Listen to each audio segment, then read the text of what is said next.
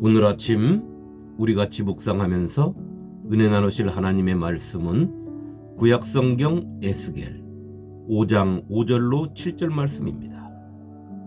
주 여호와께서 이와 같이 이르시되 이것이 곧 예루살렘이라.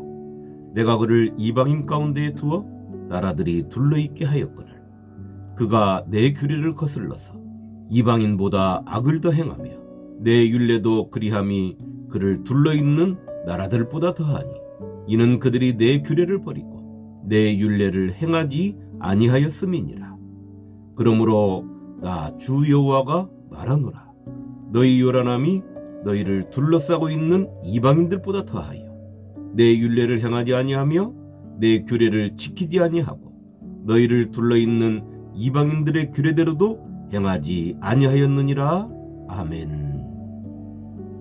성도 여러분, 통일된 이스라엘이 하나님을 향한 솔로몬 왕의 범죄로 말미암아 그의 아들 르호보암 때에 나라가 북이스라엘과 남유다로 갈라지고 북이스라엘은 BC 722년에 아수르의 사네립 왕에 의하여 멸망을 당하고 남유다는 BC 605년에 바벨론에 의하여 1차 침공을 받고 많은 사람들이 바벨론의 포로로 끌려간 뒤에 BC 597년 여호야긴 왕이 왕위에 오른 뒤 3개월 만에 2차 침공을 받고 또 수많은 사람들이 바벨론의 포로로 끌려갔습니다.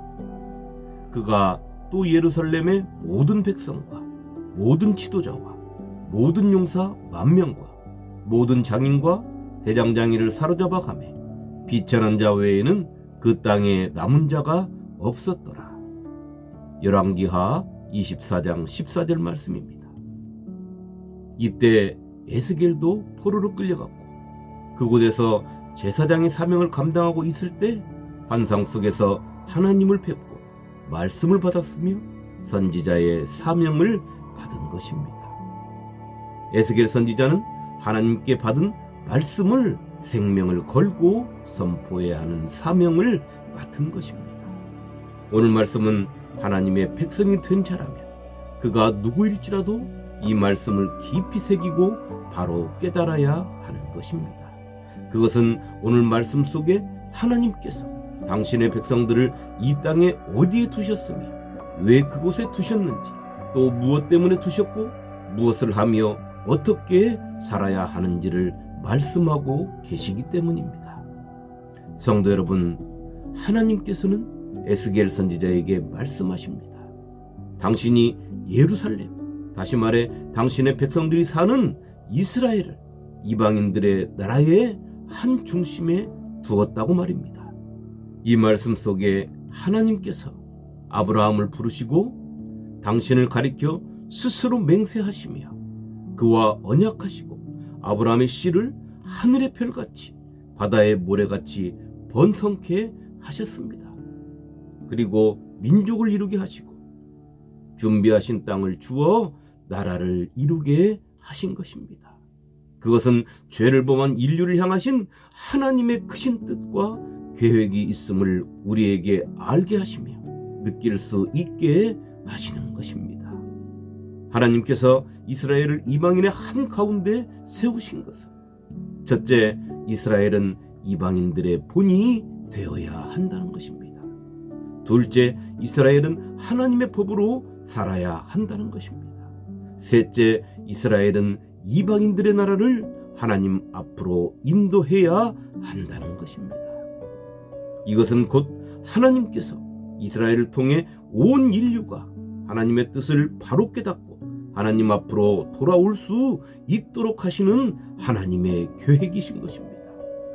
그렇게 하나님께서는 출애굽한 이스라엘 백성들을 광야에 머물게 하시며 오직 하나님만을 믿고 의지해야 하는 것과 모세를 통하여 주신 하나님의 말씀의 법과 하나님 앞에 드리는 예배를 통하여 하나님의 백성이 어떻게 이 세상을 살아가야 하는지를 세상이 알 수 있도록 하신 것입니다. 이런 하나님의 계획과 뜻을 이스라엘 백성들이 모르겠습니까? 그들이 진정 몰라서 나라가 분열되고 우상을 섬기고 하나님을 떠나 이방신을 섬기며 그들의 삶을 부러워했겠습니까? 아닙니다. 그들은 하나님의 말씀도 하나님의 뜻도 너무나 잘 알고 있었습니다. 그들은 어미의 뱃속에서부터 하나님의 말씀을 듣고 태어나서 8일 만에 자신의 몸에 하나님과의 언약의 징표를 가진 민족입니다. 사람의 말을 배우기 전부터 그들은 하나님의 말씀을 들었습니다. 그들은 어미의 젖을 빨 때도 걸음마를 배우기 전에도 하나님의 말씀을 들은 사람들입니다. 뼛속까지 하나님의 말씀이 스며든 사람들인 것입니다.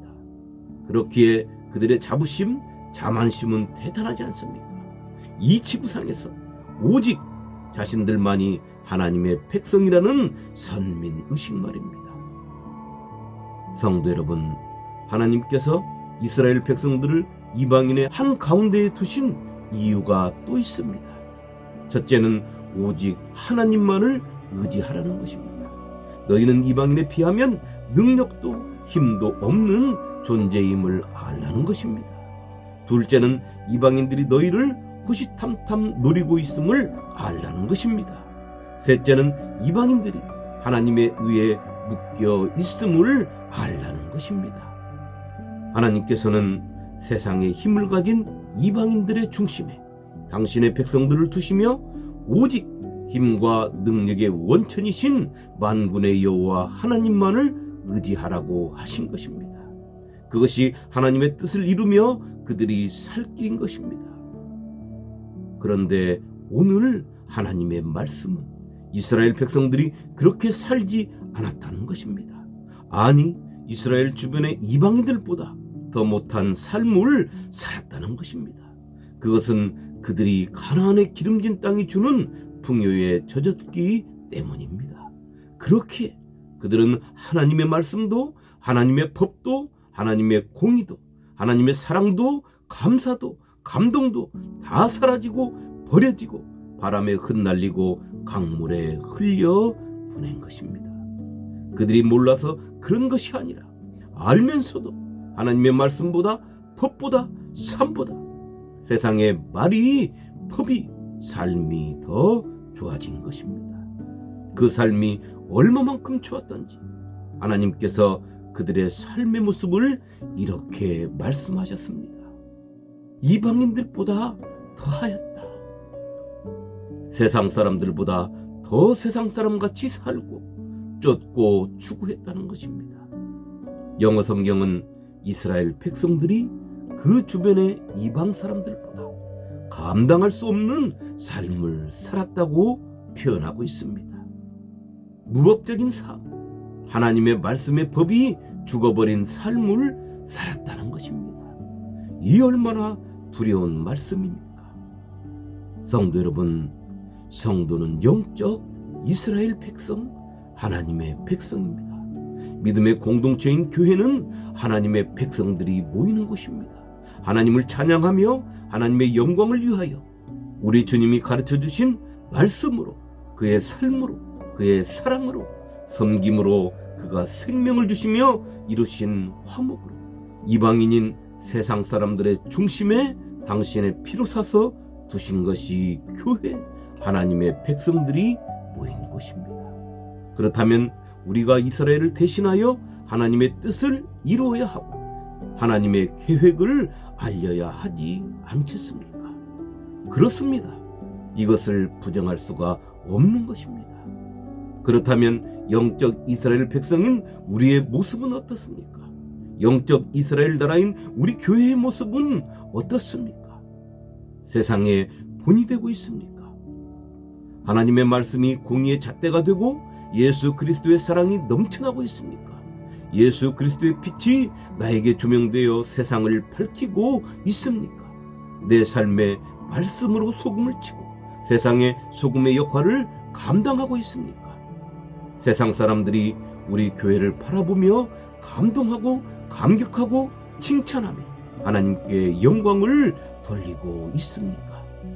그렇지 않다면 우리는 이스라엘의 전철을 밟기 전에 하나님의 노여움의 소리가 들리기 전에 회개하고 깊이 깨어서 하나님 앞으로 돌아와야 하는 것입니다. 오늘 하루 나와 내가 몸담은 교회가 진정한 영적 이스라엘 백성이요 이스라엘 나라인지를 살펴서 이 세상의 중심의 성도로서 나를 두셨고 우리 교회를 두셨다는 사명감을 가지고 하나님을 믿는 자, 하나님의 말씀으로 사는 자의 본을 세상에 보여 하나님께 영광이 되는 한 날을 사시기를 숨쉬는 것조차도 하나님의 영광을 위해 사신 주님의 이름으로 축원합니다. 아멘.